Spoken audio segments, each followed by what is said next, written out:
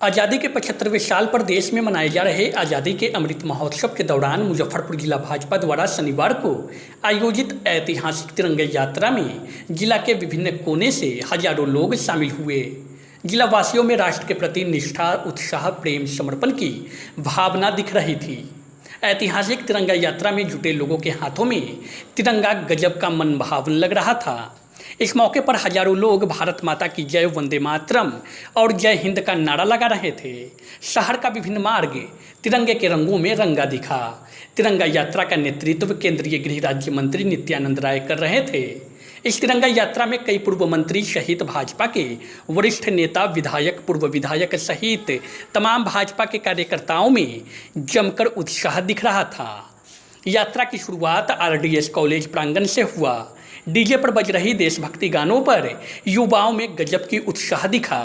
तिरंगा यात्रा में केंद्रीय गृह राज्य मंत्री नित्यानंद राय के साथ प्रदेश और जिला के वरिष्ठ नेतागण शामिल थे। भव्य तिरंगा यात्रा आरडीएस कॉलेज मैदान से अघोरिया बाजार होते हुए आमगोला फ्लाईओवर, हरिसभा चौक, कल्याणी चौक, जवाहरलाल रोड, छोटी सरैयागंज टावर चौक, कंपनी बाग, सदर अस्पताल रोड, धर्मशाला चौक, मोतीझील फ्लाईओवर होते हुए कलमबाग चौक, स्पीकर चौक से लंगट सिंह महाविद्यालय के प्रांगण में पहुंची, जहां महात्मा गांधी, लंगट सिंह, रामधारी सिंह दिनकर के प्रतिमा पर फूलों का माला पहनाया गया और उन्हें श्रद्धांजलि अर्पित कर नमन किया गया। उसके बाद शहीद खुदीराम बोस और प्रफुल्ल चाकी के प्रतिमा पर पुष्प अर्पित कर श्रद्धांजलि दी गई। इस भव्य तिरंगा यात्रा की समाप्ति भी इस दौरान हो गया।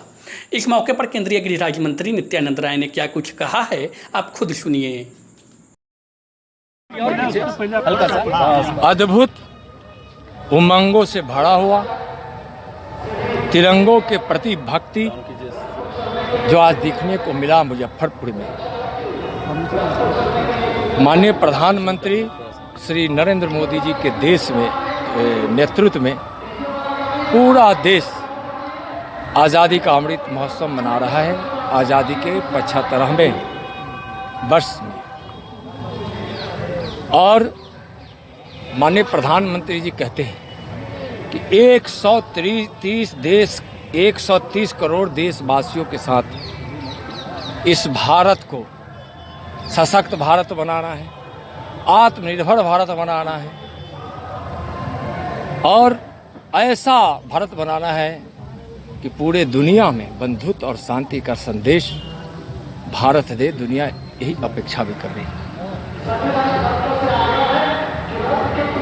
स्वामी विवेकानंद ने एक भविष्यवाणी की थी कि 21वीं सदी भारत का है और 21वीं सदी में भारत माँ विश्वगुरु बनेगी, जिसमें न कोई भूखा होगा, न कोई अशिक्षित होगा, न कोई बेबस होगा, न कोई बेघर होगा। देशवासियों के लिए उसके जीवन में जो खुशियाँ देने वाली जितनी भी चीज़ें हैं और उनके जीवन के लिए जो भी आवश्यकता की वस्तुएं हैं, चीज़ें हैं, सब उनके उपलब्ध हो। उनके भी अपना घर हो, उनके भी बच्चे पढ़े, उनके भी घर में रोशनी हो, शौचालय हो, गैस कनेक्शन हो, बिजली का कनेक्शन हो और उस घर में भी खुशियाँ आए, समृद्धि आए। आप देखते हो कि सारी योजना माननीय प्रधानमंत्री जी का इस 8 वर्षों में यही है।